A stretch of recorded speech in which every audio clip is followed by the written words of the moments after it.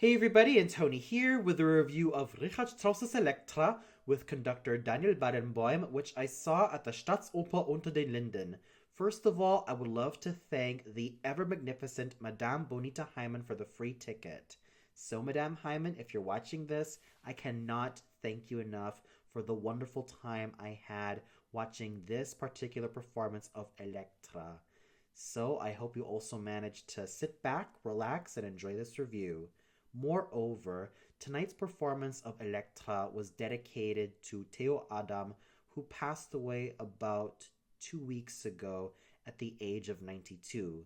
The role of Orest was a role that he managed to specialize in a lot of the international opera houses.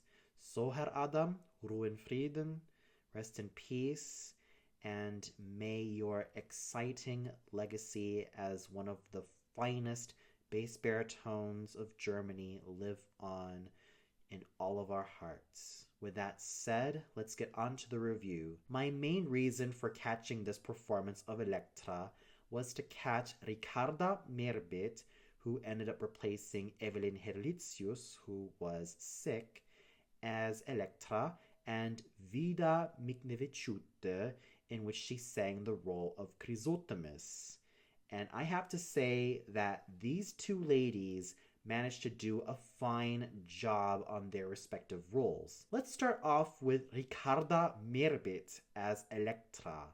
Now, this isn't the only time that she sang this role. She first sang this about 2 months ago in Milan, and this was her role debut. I managed to catch some clips of her Elektra on YouTube, and I thought that she managed to be solid in that performance. It took watching her performance live to see if those opinions managed to hold up, because I was initially fearful for how she was going to pull this role off, given the fact that Frau Merbeth was once upon a time a very well-known performer of Chrysothemis, and she was even specializing in the past in a lot of full lyric and spinto soprano roles. So the leap from singing roles like Pamina and Marceline to something like Chrysothemis, Elsa, Freya, Eva, and Elisabeth from Tannhäuser to singing a lot of the heavier roles like Helena from the Ägyptische Helena, Zenta from the Fliegende Holländer, and of course Elektra would kind of leave a little bit of something to wonder if she is really going to pull off these dramatic roles that she's currently specializing in. Overall, I managed to find her performance of Elektra rather riveting, as she managed to be so committed as a singing actress, and she managed to give the goods both vocally and theatrically. Now, I will say that some of her chest notes aren't really as strong or that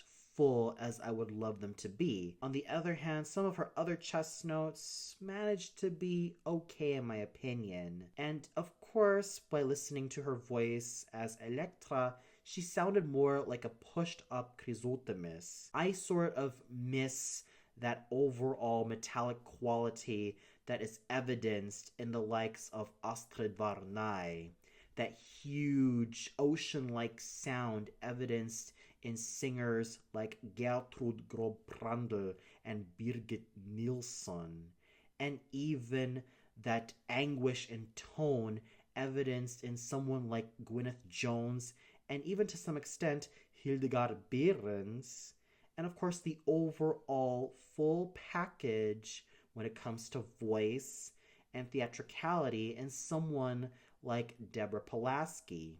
But I digress. I still have to give Frau Merbeth credit where it is due. She was a very riveting singing actress. She was very moving in this particular role, especially in the recognition scene, and she managed to hit some of those high notes really well, even though they lacked that metallic quality of Astrid Varnay or even that piercing quality evidenced from the likes of Birgit Nilsson. Regardless of some of the shortcomings, Ricarda Merbeth was nonetheless a dedicated, determined, and an absolutely fine singing actress who really gave the goods as this punishing title heroine. Vida Mikneviciute is relatively fine as Chrysothemis, and she has a youthful, silvery quality to her voice,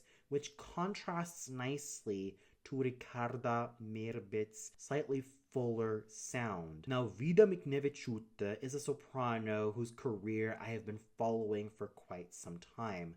I first knew her as a light lyric soprano who used to specialize in all of these ingenue roles like Papagena, Pamina, Gretel, Susanna, and Gilda, just to name a few. Eventually, she started singing fuller lyric soprano roles like Musetta, Mimi, and Velgunda before moving up to the more spinto soprano roles of Freya from Das Rheingold, the Empress from Frau ohne Schatten, and of course Chrysothemis from Elektra. And just by listening to her voice, this basically confirms my opinion about her overall vocal quality. It is a rather light, silvery, and a very sweet sound for Chrysothemis. I have no problem with that, but if you know me, I prefer to have slightly meatier, more dramatic and fuller voices, a la Leonie Rezanek, Hilde Konecny, Annelies Kupper, Luba Velic, Ingrid Bjona, Hildegard Hillebrecht, Dorothy Dow, Helga Tide, and many other great dramatic sopranos who sang the role of Chrysothemis. That is not to discredit Miss Mikneviciute's talents as a singer. In fact, she pulled off the role so well. She sang all the notes accurately and to the greatest of her abilities. And let's not forget that she projects really well. However, her silvery, light, and youthful voice is more suitable to roles like Antonia from Le Comte of Man, Mimi from La Bohème, Louisa Miller, and maybe to some extent Alice Ford from Falstaff and Giselda from I Lombardi, and of course Desdemona from Otello. But I digress. I still have to give Vida Mikneviciute credit where credit is due. She was an accurate singer. She managed to hit all of those top notes so accurately and so head on. And she was a very subtle actress. She was not one of those singing actresses who went all out with this role. She was rather sedate and a little bit more controlled when it came to portraying Chrysothemis. She didn't make her weep around the stage nor go too crazy, but rather she tried to make sure that Chrysothemis was the tamer, more logical sister.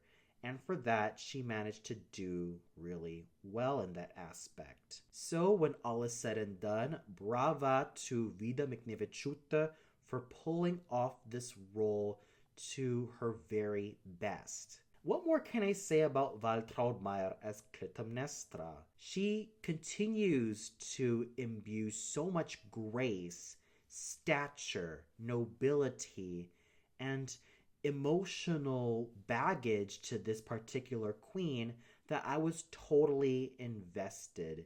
She continues to bring in the tragic anti-heroine aspect of Clytemnestra to the finest of her abilities, and with someone as professional and as dedicated and as natural as Frau Meier, I definitely was hooked from beginning to end.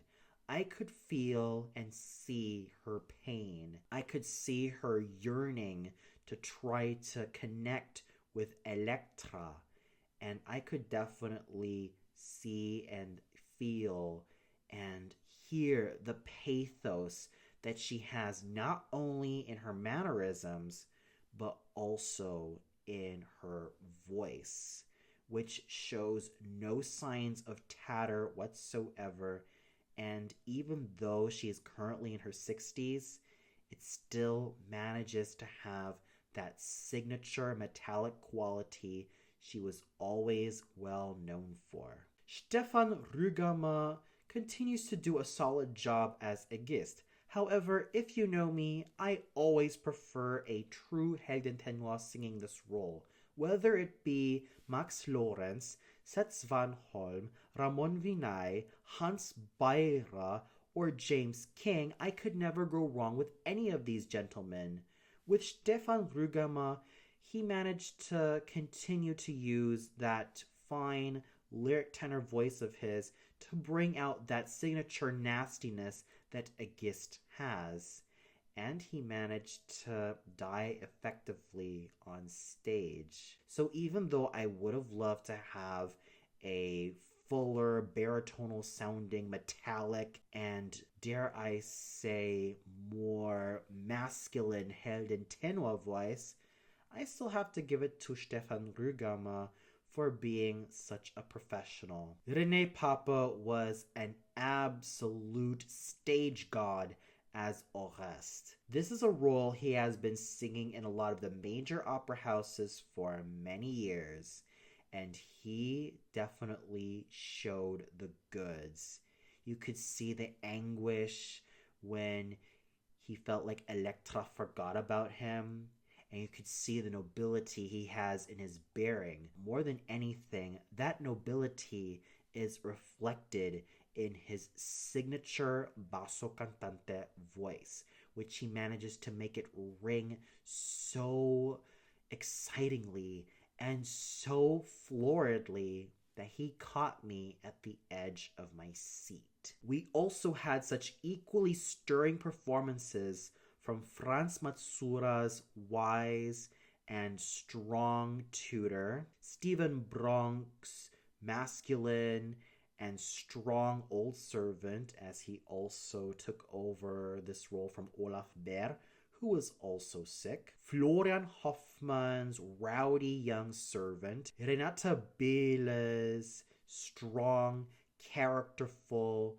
and fierce overseer, even though her voice does show some wear and tear, and I would have loved to have a slightly younger singer do this role, a la Claudia Manka, but I digress. Frau Behle managed to do a fine job embodying this particular character part. And of course, the five maids.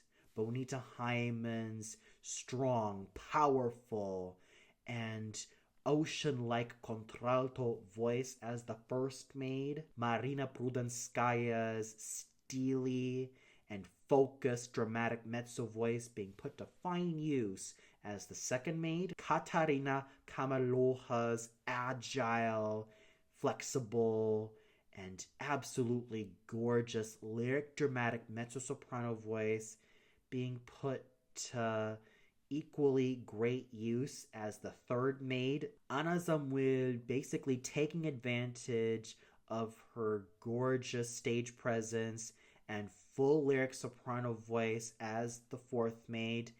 And, of course, the great Roberta Alexander, who managed to put in so much dignity, life, and wisdom as the fifth maid. So overall, the singing was absolutely fine from the main characters all the way up to the supporting characters.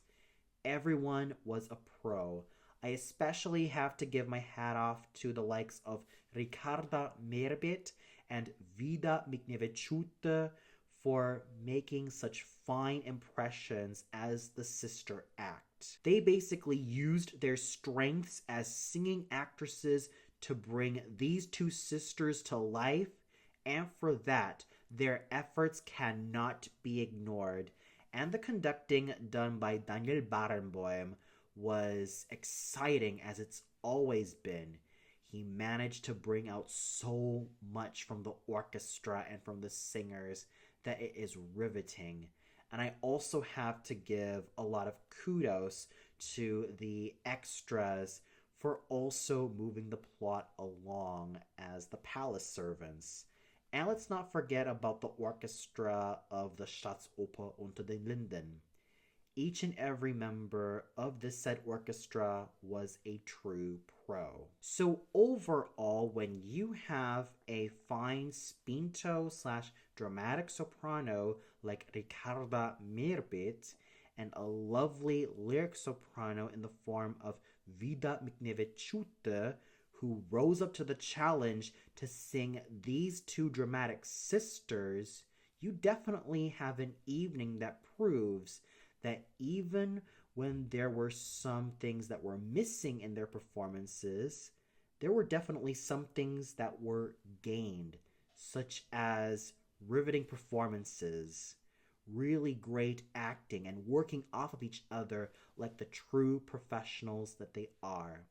And I will always salute them for everything they have accomplished as professional performers. And for those of you who watched this particular production of Richard Strauss's Elektra at the Staatsoper unter den Linden, what did you think of it? Did you feel like Ricarda Merbeth and Vida Mikneviciute performed well to the greatest of their abilities?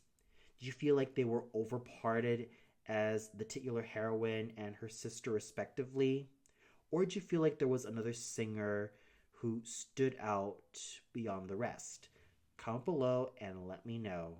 Well, that's all for now. Be sure to tune in for another review. So until then, good night everybody.